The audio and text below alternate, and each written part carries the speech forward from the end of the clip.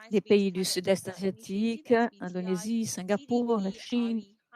Nous avons réalisé notre travail en utilisant Plusieurs indicateurs, comme ceux qui sont les CPI, RSI et d'autres, et cela va être donc défini d'après le type d'entreprise et le type d'activité qui est mise en pratique. Il est important que selon l'activité, quelques entreprises seront exclues si elles ont un score plus élevé ou plus bas dans un système de ponctuation. Il est important de considérer également quel est le type de récit présenté par chaque entreprise par rapport à ses activités et basé sur le score qui est atteint. Nous pouvons alors sélectionner les entreprises.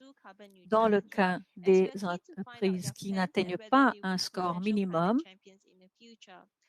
nous pouvons considérer l'entreprise dans le futur. Peut-être qu'en ce moment, elles ne sont pas encore prêtes à faire ce genre d'activité et être incluses dans ce genre d'études, mais elles pourront l'être dans le futur.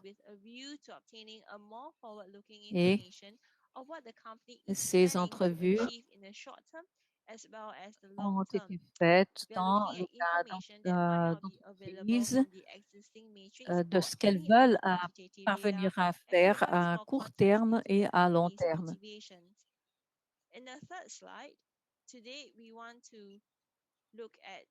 cela nous permet de recueillir des données quantitatives et qualitatives sur ces entreprises. Et nous avons donc réalisé des entrevues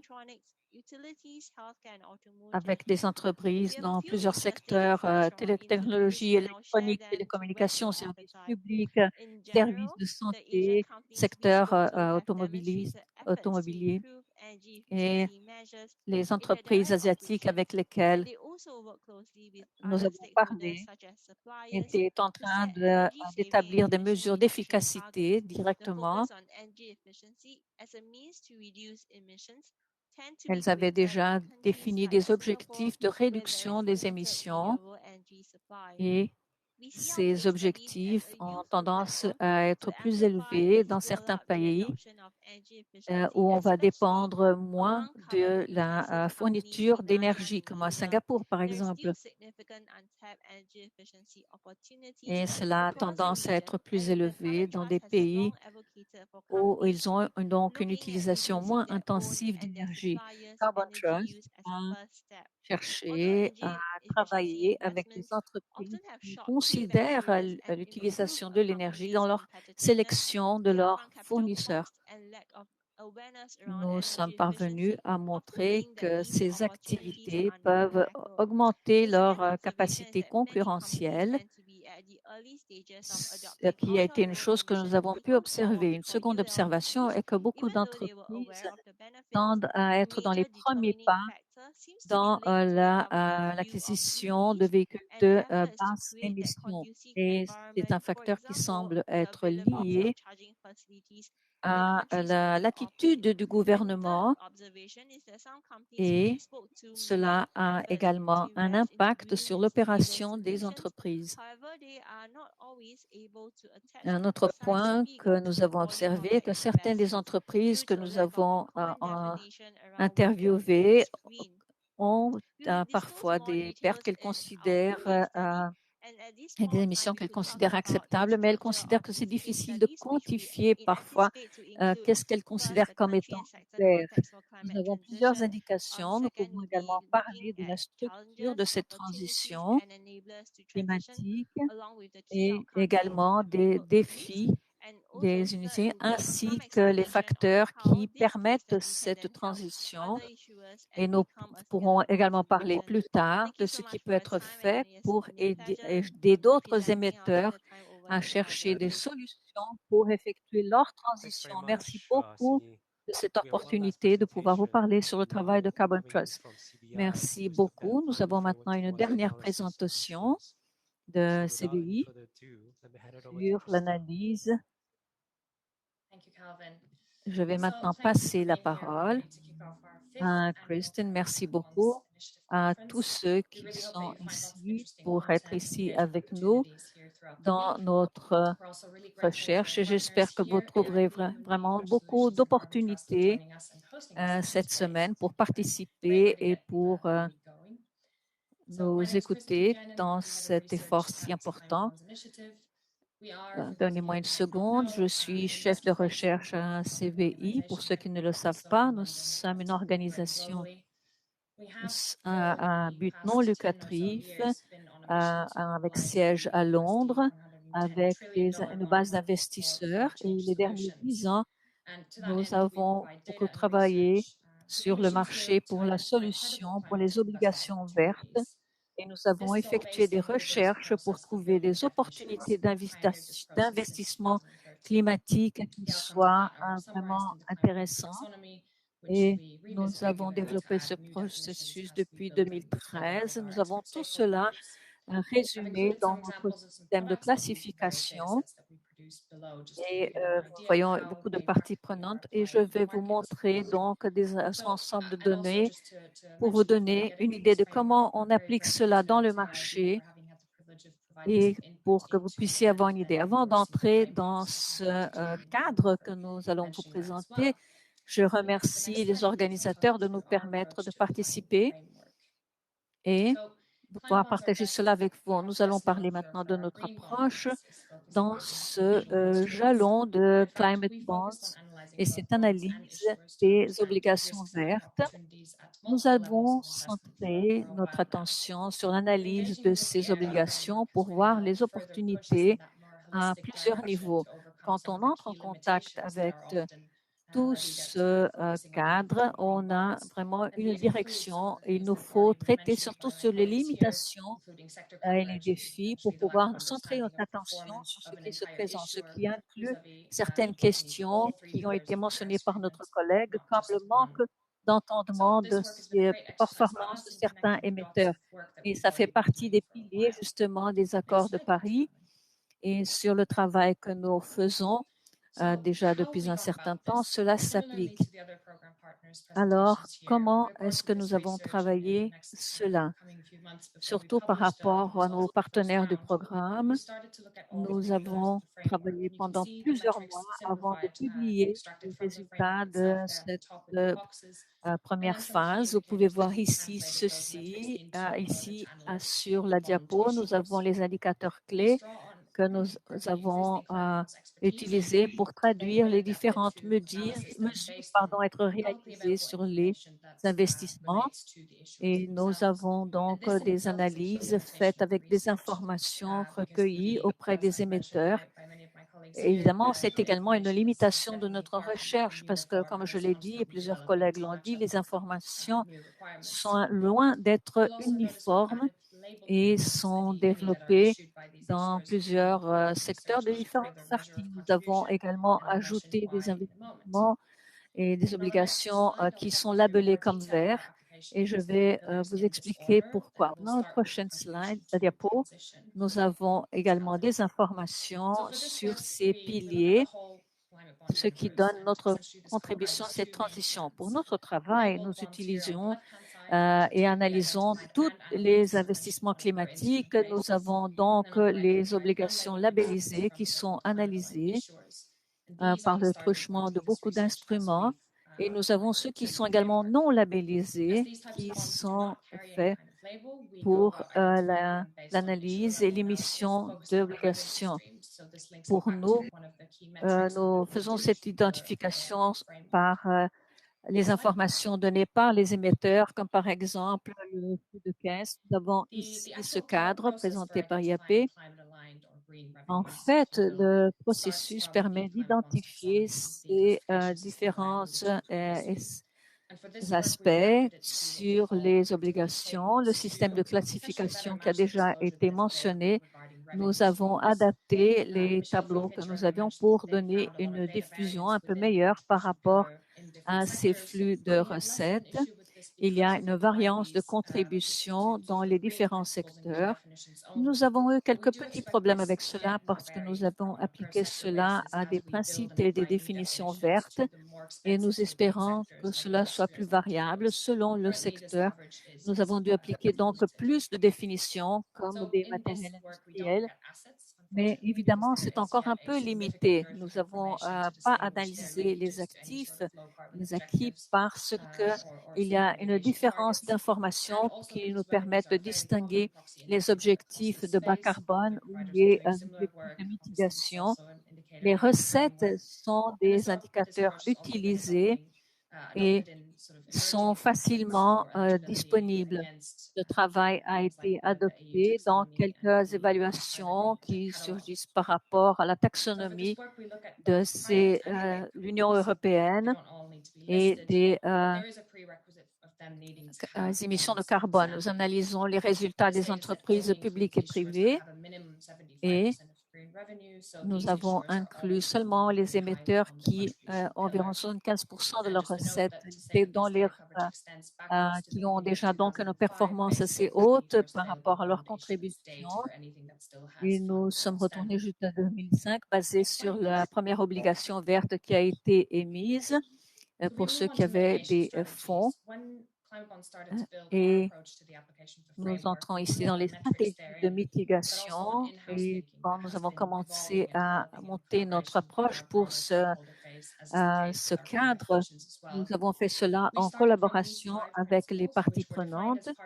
Et nous avons commencé avec ces principes qui ont été définis dans un document, un white paper, qui a été publié l'année dernière et qui s'applique à la définition. Je suis donc heureuse de pouvoir lier ceci avec notre présentation. Nous avons donc vraiment l'impression que ces stratégies d'atténuation, indépendamment du secteur, doivent être basées sur la science et travailler avec les émissions et pas les compensations. En d'autres mots, il faut centrer sur les technologies qui doivent être liées au progrès et à l'action et ne pas essayer de s'atteindre à des objectifs déjà modestes, disons. Pour nous, nous appliquons ces piliers de mitigation dans l'émission des obligations. Nous avons ces 5 indicateurs ici que nous utilisons pour faire varier les transitions des organisations et des entités. Nous avons commencé par l'analyse des objectifs établis qui sont ambitieux et appropriés.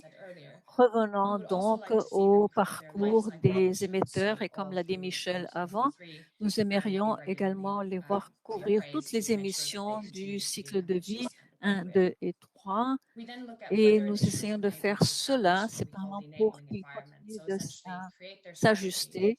Nous voyons ensuite si l'émetteur a créé vraiment un cycle d'émissions stratégiques et d'objectifs pour mettre en point la stratégie, fait le suivi de cette stratégie et ensuite établit une structure de gouvernance pour pouvoir ensuite travailler d'une façon qui soit croyable et fiable et ensuite de voir si comment ils prennent des actions non seulement du point de vue des investissements, mais ils sont en train de changer leurs opérations et s'il y a vraiment un suivi des mesures pour voir s'il y a une application pratique. C'est une bonne façon de voir cela en mesurant les recettes. Il nous faut également montrer le progrès du suivi par rapport aux objectifs pour pouvoir voir la performance. Nous faisons une comparaison de ces objectifs, non seulement pour la réduction des émissions des gaz à effet de serre, mais également pour une transition matérielle dans l'industrie même. Et tout cela est fait par le truchement de vérification, de reporting continu. Nous aimons également que ce soit fait par des parties indépendantes, des tiers, pour que la structure présente un aspect robuste.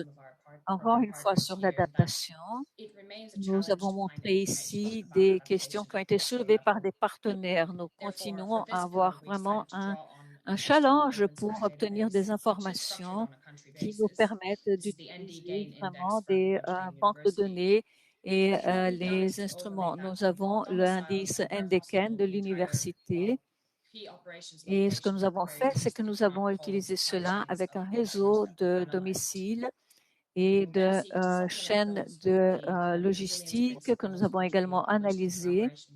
Et nous avons combiné cela avec les objectifs climatiques. Nous avons travaillé avec d'autres parties prenantes. En 2019, nous avons fait donc l'analyse des cycles qui sont les limites qui ont été instituées et nous essayons de voir quelles sont les activités de résilience. Nous évaluons donc le risque, la résilience pour voir ce qui a été mis en pratique et pour voir ce que les entreprises veulent évaluer avec le passage du temps pour mieux comprendre vraiment cette mitigation qu'il nous faut bien comprendre.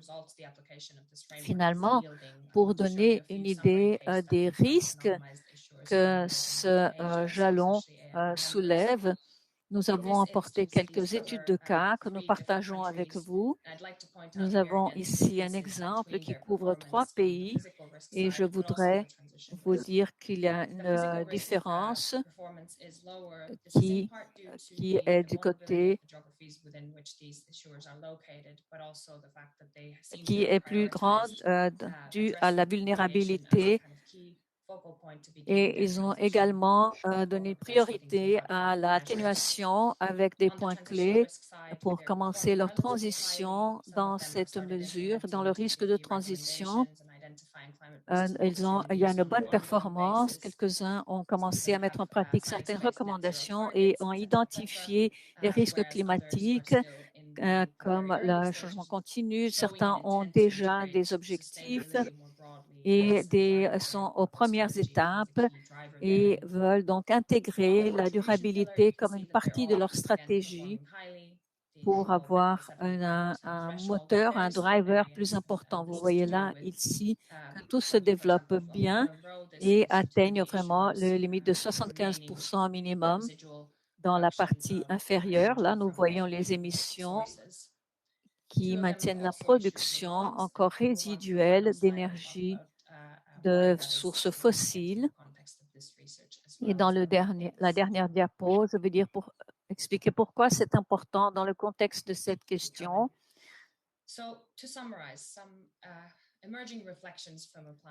Pour résumer, nous avons des réflexions qui surgissent, qui dans ce jalon, nous avons vu qu'il y a plusieurs opportunités qui surgissent, surtout quand on investit dans des investissements, des obligations non labellisées pour financer justement des obligations pour le changement climatique que nous avons identifié. Nous identifions les entreprises par les recettes.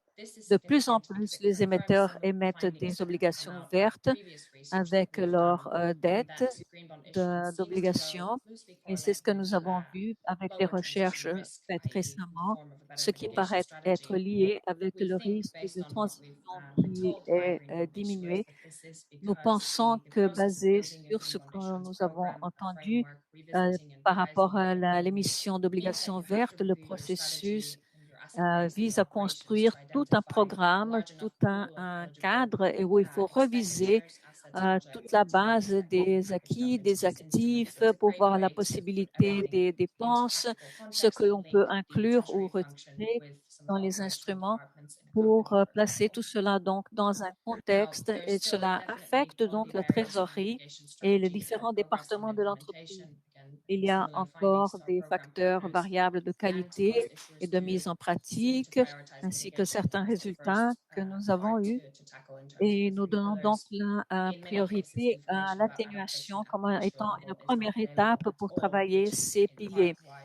Par rapport à l'adaptation, parfois nous n'avons pas des mesures encore disponibles. Nous avons donc décidé d'appliquer ce pilier, cette analyse, pour construire cela au niveau de l'émetteur.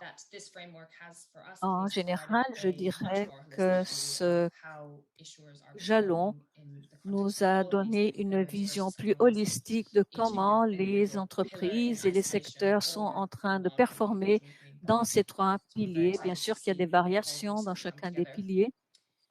Et là, nous pouvons montrer comment les émissions sont faites. Il est intéressant de voir comment cela est lié. Je vous remercie beaucoup de votre attention. Je passe la parole au prochain orateur. Merci beaucoup de votre attention.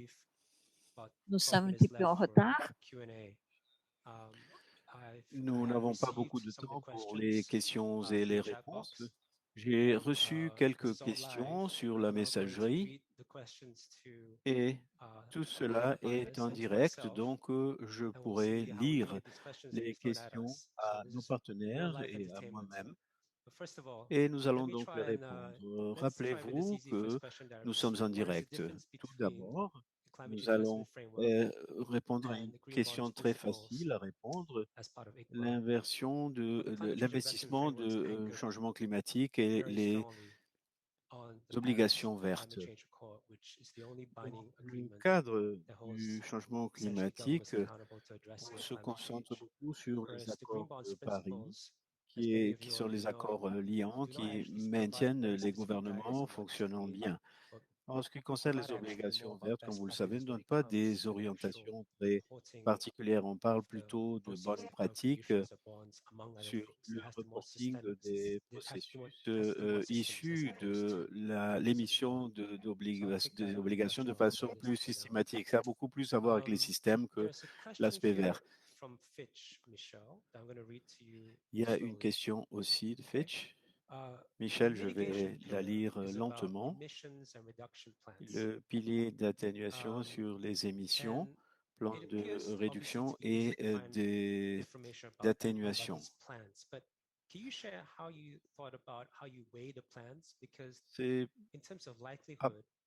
C'est facile peut-être de trouver des informations, mais je vais vous parler un petit peu de ces plans. Quelle est la probabilité que ces plans se réalisent? Parce que ce sont que des plans vis-à-vis de l'avenir. S'ils ne sont pas crédibles, est-ce qu'on peut les jeter? C'est une très bonne question. Je le remercie d'ailleurs. N'importe qui peut dire il va s'agir de la neutralité de carbone jusqu'à 2030. Comment nous assurer que c'est un objectif réaliste avec l'atténuation et l'historique de l'entreprise? Nous analysons également l'empreinte de carbone préalable, les émissions préalables. Et quand elles vont vers la bonne voie, qu'il y a des progrès, c'est un facteur qui nous semble assez important pour voir comment cela avance. Un autre point que nous voulons analyser et de comprendre les objectifs qui sont vraiment sérieux, c'est justement l'idée qu'il a besoin d'un mandat d'un individu qui réponde à un conseil. Donc, il y a un individu responsable de tout cela, de mettre en place et d'atteindre les objectifs. Si l'entreprise n'a pas ce rôle, s'il n'y a pas une personne qui joue ce rôle, ainsi la notation de la société est très faible. Donc nous voyons le mandat et les personnes dans le groupe qui comprennent et qui s'y entendent des objectifs de l'émetteur. Quand il y a cet aspect durable, donc probablement l'entreprise ne va pas réussir à atteindre ses objectifs. C'est ce que nous analysons en ce qui concerne le pilier de l'atténuation. Ensuite, la capacité financière qui, à notre avis, nous avons ces objectifs très ambitieux, mais beaucoup de ces objectifs exigent des investissements faits de façon correcte. Donc, en effet, il puisse avoir les personnes correctes, le chef, disons, la personne responsable de durabilité, et ainsi de suite. Et aussi, nous faisons aussi une traçabilité. Nous examinons ce point-là. Nous cherchons à voir si la société a la capacité de s'occuper de la traçabilité de ces investissements, de pouvoir comprendre quelles sont les émissions, s'ils réduisent leurs émissions. Ainsi, nous examinons cette traçabilité et nous intégrons tout cela dans le processus et particulièrement vis-à-vis de l'atténuation et de le pilier de formation et d'investissement. J'ai beaucoup aimé répondre à cette question. Si vous avez d'autres questions, bon, en ce sens, c'est une très bonne réponse à mon avis. Une autre bonne réponse qui me semble que c'est quelque chose qui est dans mon esprit, dans l'esprit de beaucoup d'autres personnes, Tobias, is a bit more up your avenue, perhaps. But Il I'll read out the s'agit de question comment and see how else choisir you'd like to entre les answer. différentes façons que Question nous is, avons while it's great to pour have réaliser transparency in the la, algorithms pour behind the réaliser la rankings, métrique de do you la feel that many performance, companies get il y ait dismayed de since la different transparence rating et providers give mixed d'algorithmes signals for the same vis-à-vis exposure group? de la notation? You Les, know, the scoring, it tends to can differ based on les different agences de scoring notation methodologies. et les Any points thoughts about des that, Tobias? différentes agences de notation sont différentes vis-à-vis Sure. des Great question. méthodologies et qui peuvent être différentes. Que disent les autres membres du panel? Nous savons tous et toutes qu'il y a beaucoup d'outils pour dépasser ce problème de différence de notation. Nous savons qu'il y a une couche qui peuvent être appliquées à la stratégie de pointage ou de nombre de points de notation. Il y a des choses qui sont très évidentes quand on analyse les points. Certaines solutions ne sont pas raisonnables quand on travaille dans les marchés des capitaux, par exemple. Ce que l'on fait, c'est d'augmenter la quantité de données en utilisant un mélange de plusieurs séries de données. Lorsqu'il n'y a pas une référence pour faire une comparaison, normalement, on trouve les liars quand il n'y a pas, les choses n'ont pas de sens. Cela concerne la motivation que nous avons ici. Ainsi, il y a plusieurs données que nous mobilisons pour comprendre le marque de façon complète, mais également la chaîne d'investissement. Ainsi, lorsque nous utilisons quelques ratings et nous utilisons cela avec une boîte d'outils assez performante pour dépasser l'enjeu. Mais il faudrait dire que du point de vue des marchés et des investisseurs qui veulent utiliser ce cadre, il s'agit d'un message qui peut être utilisé pour dépasser ce genre de défi. J'espère que vous arrivez à y parvenir. Merci beaucoup. Vous avez fait des travaux détaillés pour des entreprises qui vont au-delà de ce pointage pour qu'on puisse avoir une réponse quantitative. Merci, Calvin. J'ai deux questions là que je voudrais ajouter, outre ce que Tobias nous a offert. Moi, j'estime que ce que les investisseurs recherchent est des entreprises qui sont très fortes en ce qui concerne leur accréditation, qui ont gagné beaucoup de prix, qui ont reçu beaucoup de prix et qui sont sur plusieurs canaux différents. Donc, les investisseurs vont rechercher ce qui est important pour eux. Et par rapport à l'atténuation, par rapport à la transition, l'adaptation, la résilience climatique, ce sont ces questions-là et c'est important que les investisseurs soient très clairs par rapport à ce qu'ils recherchent. Et là, nous avons aussi les sociétés de données, SG. Ça, c'est un point de départ, à vrai dire. Et ce qui est important, à mon avis, en ce qui concerne l'Asie, nous avons cherché beaucoup d'investisseurs qui ne sont pas si rapides pour une stratégie de réduction d'investissement pour s'engager vis-à-vis de ces entreprises. Ces fournisseurs peuvent nous donner un point de départ pour nous engager de façon plus constructive avec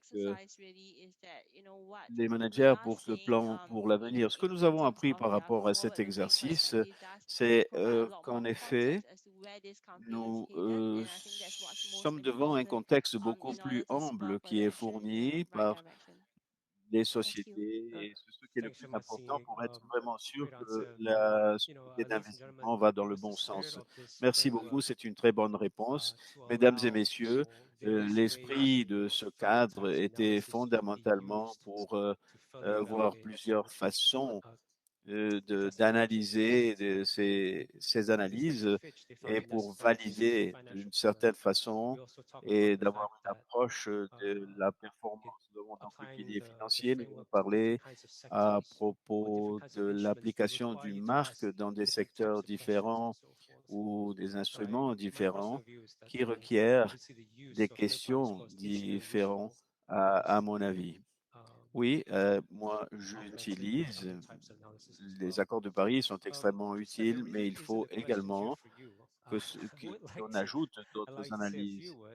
Il n'y a pas de question pour vous, Christine, mais je voudrais que vous fassiez un commentaire au niveau du programme. Mais votre organisation parle beaucoup de la transition. On a beaucoup parlé de la transition.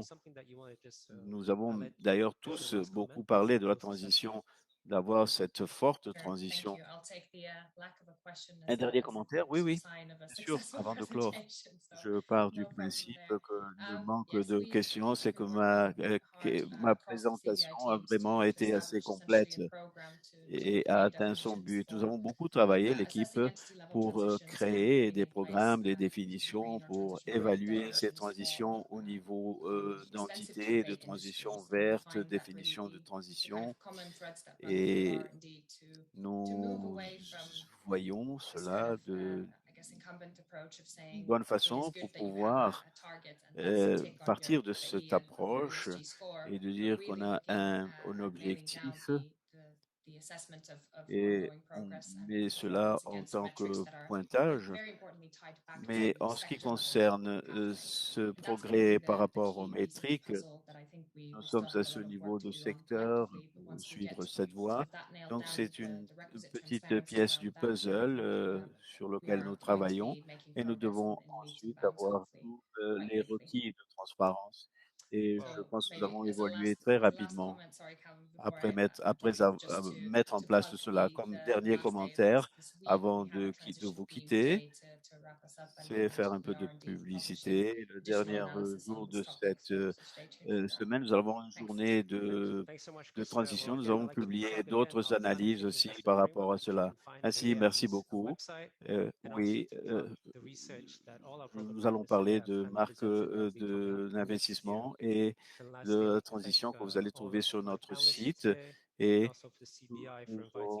l'année prochaine, nous y serons. Je voudrais remercier le CBI ainsi que les membres du panel qui nous ont offert cette excellente session.